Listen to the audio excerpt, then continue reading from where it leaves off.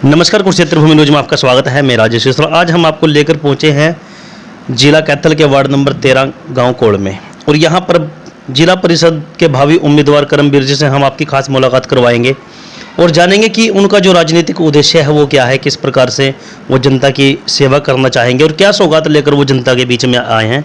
तो आइए मिलते हैं सुरेंद्र जी। सर नमस्कार। नमस्कार राजेश जी। नमस्कार राजेश जी। राजू जी, आपका बहुत बहुत धन्यवाद। आज आप लोग हमारे गांव कोड़ में पहुंचे। राजनीति को एक्चुअली मैं सेवा का माध्यम मानता हूं। राजनीति के लिए नहीं, हम सेवा के लिए इस क्षेत्र में आए हैं। हम सब युवा साथियों ने मिलकर जब ये सोचा कि हमें कुछ ना कुछ रेवोल्यूशन, युवा का काम है देश में, सोसाइटी में रेवोल्यूशन लेके आना। हम चाहते हैं युवाओं के रोजगार के लिए बातें आगे रखें। हम चाहते हैं महिलाओं का सशक्तिकरण हो, बुजुर्गों को आशीर्वाद मिले, आदर मिले, और इस तरह से हर गांव का, हर एरिया का विकास हो। तो करमवीर जी बताना चाहेंगे कि आपके वार्ड नंबर 13 में कुल टोटल गांव कितने हैं और कुल आबादी कितनी है और वोट कितनी है टोटल? हमारे ये कैथल के वार्ड नंबर 13 में लगभग 11 गांव और एक डेरा आता है, जिनमें हम स्टार्ट करते हैं मदूद, डडवाना, आपका पपनावा, चंदलाना, बाबला, कोल, साकरा, खेड़ी साकरा, संगरौली और दुसैन, और दिल्ली वाला डेरा, दिल्ली वाला फार्म आता है, जिसकी लगभग जनसंख्या 27 से 28 हज़ार के आसपास है। और टोटल वोट की जनसंख्या, टोटल वोट लगभग 27 हज़ार के आसपास वोट है इसमें। ठीक है। तो सर क्या सौगात लेकर आप जनता के बीच में आए हो? जैसे कि एक आपने बताया है कि राजनीतिक जो उद्देश्य आपका है वो, जैसे महिलाओं की अगर बात करें, जैसे महिला को हर क्षेत्र में हर भागीदारी आज पहले नंबर पर दी गई है, तो आपकी क्या सोच है? महिलाओं के लिए आप किस प्रकार के कार्य करना चाहेंगे? राजेश जी देखिए, वैसे तो मैं बोलना चाहूँगा कि हमारे क्षेत्र में महिलाओं के लिए 2 कॉलेज पुंडरी और डांड में बने हुए हैं जी। लेकिन मुझे जो कुछ कमी लगती है हमारे क्षेत्र में महिलाओं के लिए एक स्कूल भी होना चाहिए, जो सिर्फ महिलाओं के लिए स्कूल हो जी। जैसे शिक्षा का, अगर एक लड़की को शिक्षा दी जाती है तो वो 2 घरों को संवारती है, एक अपने मायके को, एक अपने ससुराल को। वो अपने बच्चों को अच्छे से पढ़ा सकती है, अपने रोजगार में योगदान दे सकती है। समाज के हर हिस्से में अगर औरतों की भागीदारी होगी तो समाज तरक्की करेगा, क्योंकि जैसे वो घर को चला सकती है वो देश को भी चला सकती है जी। करमवीर जी, बहुत अच्छी बात आपने कही है कि बेटियां 2 कुलों को रोशन करती हैं, एक अपने घर को और एक ससुराल को। तो सर युवा साथियों की अगर बात करें, आज का युवा जो है वो नशे को ज़्यादा बढ़ावा दे रहा है, तो युवा साथियों के लिए आपकी क्या सोच है? सत्ता में आने के बाद, जनता का आशीर्वाद मिलने के बाद आपका पहला कदम क्या होगा, जिससे कि युवा साथी जो बेरोजगार हैं उनको कुछ अच्छी सीख मिले, और उनके लिए आप ऐसा क्या करना चाहेंगे जिससे कि वो नशे से मुक्ति पा सकें? सर राजेश जी, आपकी बात बिल्कुल जायज़ है। आज का युवा नशे की तरफ धकेल दिया गया, मैं बोलूँगा। किसी का भी ध्यान, चाहे आप समाज के प्रतिनिधित्व करने वाले लोगों की बात करेंगे, किसी का भी ध्यान नहीं है कि हमारा युवा आज की डेट में नशे की ओर जा रहा है। बट मैं आपको अपने पर्सनली बारे में बताना चाहूँगा राजेश जी। मैं टूरिज्म क्षेत्र में काम कर रहा हूँ 10 साल से। आज तक हमने अपने क्षेत्र से, जिन्होंने टूरिज्म में स्टडी की है या मेरे जो और रेफरेंस है कॉर्पोरेट्स में, लगभग 100 से 150 युवाओं को रोजगार दिलवा चुके हैं। हम युवाओं के लिए, हम गांव के सभी युवा इकट्ठा होकर एक मंच का आयोजन भी करते हैं, जिसमें हम नशे से दूर रहने के लिए या ब्लड डोनेशन कैंप या गांव की सफाई के मुद्दे हों, ऐसे युवाओं को अगर एंगेज करके रखेंगे, उनको भविष्य के बारे में बताता रहेंगे, कुछ ट्रेनिंग प्रोग्राम, जैसे किसी डॉक्टर से ट्रेनिंग प्रोग्राम कराया गांव में, तो इससे क्या है, युवाओं को एक टाइम ऐसा मिलता है एंगेज होने के लिए, जो नशे से दूर होने के लिए कारण बनता है। तो हम चाहेंगे कि हम आगे सभी युवाओं को, पूरे क्षेत्र के युवाओं को संगठित करें और उनको ऐसी दिशा दिखाएं जिससे वो आने वाली पीढ़ियाँ भी उन्हें देख के नशे से दूर रहें जी। तो सर आपके वार्ड नंबर 13 की जो सबसे बड़ी मुख्य समस्या है वो क्या है, जिसका आज तक निवारण नहीं हो पाया? तो सत्ता में आने के बाद आप उस समस्या का निवारण किस प्रकार से करने की कोशिश करेंगे? देखिए राज जी, वैसे तो हर जगह में ऐसे कोई जगह नहीं है देश में जहाँ पे समस्या ना हो। फिर भी मैं एक बात बोलना चाहूँगा, हर आदमी चाहता है कि मेरा देश भी पेरिस हो, मेरा गांव भी पेरिस हो, हमारा मोहल्ला भी पेरिस हो।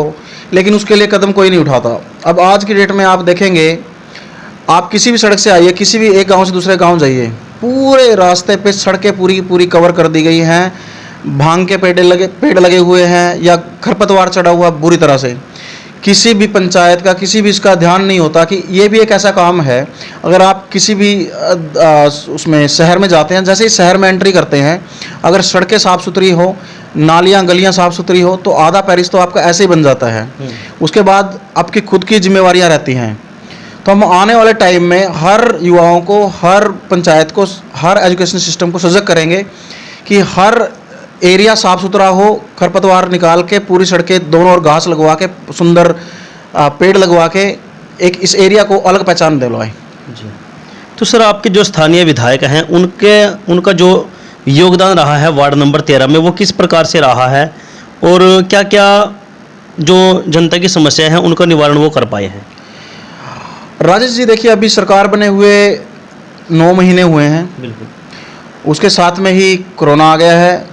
बहुत सी मतलब आने वाली प्रोग्राम मतलब अभी पेंडिंग है, वो कार्यरत हैं हर फील्ड में जाके अपना सड़कों का, किसी पानी की समस्या का, एक सीवरेज का अभी पास हुआ है मुझे जैसा पता चला, जिसके लिए हमारा पूरी टीम, हमारे युवा साथी, मेरे आसपास के गांव के, हमारे गांव के कार्यरत थे, वो पास हो गया है। बड़े जिसकी जनसंख्या, जिन गाँवों की जनसंख्या 10,000 से ज़्यादा है, तो उनमें से हमारा गांव कोल भी एक है।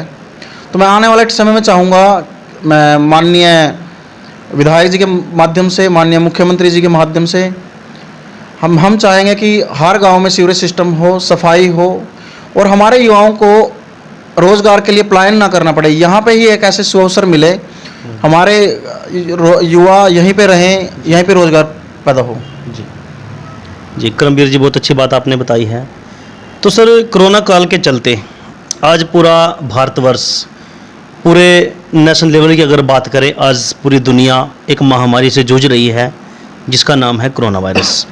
तो सर, इस कोरोना वायरस के चलते आज अगर एक छोटी सी बात करें कि भारतवर्ष काफ़ी वर्षों पीछे चला गया है और आज हर प्रकार के जो कार्य हैं वो बिल्कुल ठप हैं, नील है, कोई भी कार्य इस समय नहीं रहा।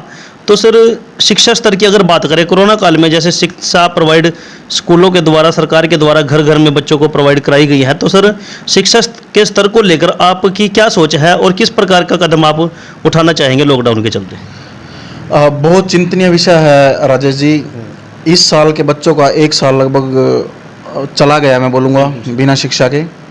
बट मैं फिर भी पेरेंट्स से, टीचर से और बच्चों से हाथ जोड़ के प्रार्थना करूँगा कि इस जो समय हमारे हाथ में रह गया इसको व्यर्थ ना जाने, चाहे ऑनलाइन हो। दूसरा, अभी सभी विद्यालयों ने थोड़ा थोड़ा स्टार्ट किया कि अलग अलग क्लासें अलग अलग डेट पे कॉपी चेक करवाने के लिए या वैसे बुलाना स्टार्ट किया है। जैसे हमारे माननीय प्रधानमंत्री जी ने न्यू नॉर्मल का कॉन्सेप्ट दिया था, मैं बोलूँगा कि एक सजग शुरुआत का भी कॉन्सेप्ट हो जाए जी। बच्चों के चेहरे पे मास्क लगा हो, सैनिटाइज पूरा स्कूल हो, सैनिटाइजर हर जगह लगे हों और क्लासेस स्टार्ट कर देनी चाहिए सेफ्टी के साथ। सुरक्षा मतलब उनकी सेफ्टी हर तरह से ध्यान रखना चाहिए। बट शिक्षा को दोबारा से हर चीज़ को पैटर्न पे लेके आने के लिए हमारे देश की, मैं अभी कुछ दिन पहले देख रहा था, जीडीपी बहुत डाउन जा चुकी है। प्रोडक्शन स्टार्ट नहीं होगी, कार्य स्टार्ट नहीं होंगे, पैसे का रोटेशन नहीं होगा, देश बहुत पीछे चला जाएगा। तो आज आपके इस इंटरव्यू के माध्यम से मैं पूरे देश के हर आदमी से हाथ जोड़ के निवेदन करूंगा, सेफ्टी के साथ घर से बाहर निकलिए, आत्मनिर्भर बनिए, रोजगार पैदा कीजिए, खुद भी रोजगार पे जाइए और लोगों के लिए रोजगार पैदा कीजिए, तभी देश की तरक्की हो सकती है। अदरवाइज हमारा देश बहुत पीछे छूट जाएगा और आने वाली पीढ़ियों को इसका ऋण चुकाना पड़ेगा। तो सभी लोग अपनी दुकानों पर निकलिए, काम स्टार्ट किए, जैसे पैसे का रोटेशन होगा जीडीपी और इकोनॉमी अच्छी अपने आप हो जाएगी। जी जी, बहुत अच्छे तरीके से आपने इस समस्या का समाधान बताया है जनता को। तो सर, जैसे कि नवरात्रि नज़दीक हैं, दशहरा नज़दीक है और महामारी भी साथ के साथ चल रही है, तो देखिए सर, आगे पूरा वर्ष पड़ा है कि अभी पूरे जो त्यौहार हैं, त्योहारों की अभी शुरुआत हुई है, तो सभी त्योहारों को मैनेज भी करना है और मनाना भी है। तो सर, किस प्रकार का मैसेज आप जनता को देना चाहेंगे कि महामारी के चलते खुद को भी बचाएं और जो त्यौहार हैं उनको भी मनाएं? तो किस प्रकार का संदेश आप जनता को देना चाहेंगे? राजेश जी, मैं बोलना चाहूँगा, देखिए, त्यौहार हर किसी के लिए महत्वपूर्ण है, लेकिन उससे ज़्यादा महत्वपूर्ण है जान। जिंदगी जी। ज़िंदगी बहुत मतलब महत्वपूर्ण है हर परिवार के लिए, हर जीव के लिए। तो हमें सोशल डिस्टेंसिंग का पालन करते हुए जब भी जहाँ पे कोई सोशल गैदरिंग हो, हर किसी के चेहरे पे मास्क हो, जहाँ पे सोशल गैदरिंग करनी भी है और जो भी गवर्नमेंट के नॉर्म्स हैं उसके अकॉर्डिंगली ही प्लान करें। वहाँ पे प्रॉपर सैनिटाइज़र सिस्टम लगा के, ये पहले तो बोलूँगा अपने परिवार के साथ मनाएं, लेकिन जहाँ जहाँ गैदरिंग हो रही है वहाँ पे कम से कम मास्क, सोशल डिस्टेंसिंग और सैनिटाइजेशन, तीनों कॉन्सेप्ट को पूरा साथ में लेके चलें और त्योहारों को बड़े सद्भावना से, प्रेम से मनाएं। जी। तो सर आज हमारे चैनल के माध्यम से लास्ट में, अंत में क्या संदेश देना चाहोगे जिससे कि जनता को अच्छा लगे, एक अच्छा मैसेज जनता के बीच में जाए? सबसे पहले तो मैं परमात्मा से प्रार्थना करूंगा कि जितना जल्दी हो इस कोरोना वायरस से निजात दिलवाए दुनिया को, सभी गरीब लोगों को रोज़गार मिले, सबका घर चले। और साथ साथ मैं पूरी देश की आवाम से, पूरी जनता से निवेदन करूंगा कि रोज़गार अवसर पैदा करें, एक दूसरे का सहारा बने। बुरा टाइम है लेकिन चला जाएगा, ऐसा कोई अच्छा है बुरा टाइम नहीं होता, नहीं जो बदलता नहीं।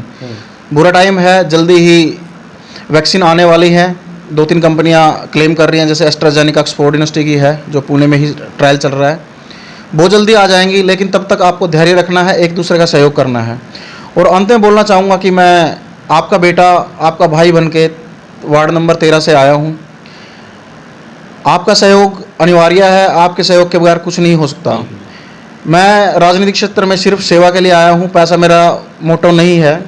मैं चाहूँगा कि आने वाला समय, जो मुझे जानता हो, जो मुझसे जुड़ा है, एक बार अगर पता करे कि मैं इस लायक हूँ तो आप मुझे सहयोग ज़रूर दें। मैं उनका कंधा, उनका भाई बन के साथ में खड़ा होना चाहता हूँ। आपसे बहुत बहुत हाथ जोड़ के निवेदन है, आप सब साथ में चलिए, मिल के चलिए। हम सब साथ में मिल के अपनी सोसाइटी में एक रेवोल्यूशन जरूर लेके आएंगे। धन्यवाद जी। धन्यवाद करमवीर जी, बहुत अच्छी जानकारी आपने दी है। तो सर देखिए, आज हमारे साथ खास मुलाकात में थे जिला कैथल के वार्ड नंबर 13 से भाई करमवीर, जो भावी जिला परिषद के मैदान में आए हैं और जनता का आशीर्वाद चाहते हैं। तो हमारी तरफ से भी जनता को अपील है कि ऐसे युवा को साथ लेकर आगे लेकर आएँ, जो आपके सभी समस्याओं को सुने, समझे और आपके हर दुख दर्द में आपके साथ रहे। तो इसी प्रकार से हम आपको हर प्रकार की लेटेस्ट न्यूज़ दिखाते रहेंगे। तो बने रहें कुरुक्षेत्र भूमि न्यूज़ के साथ। कैमरामैन राजू राणा के साथ राजेश सिरसवाल की एक रिपोर्ट।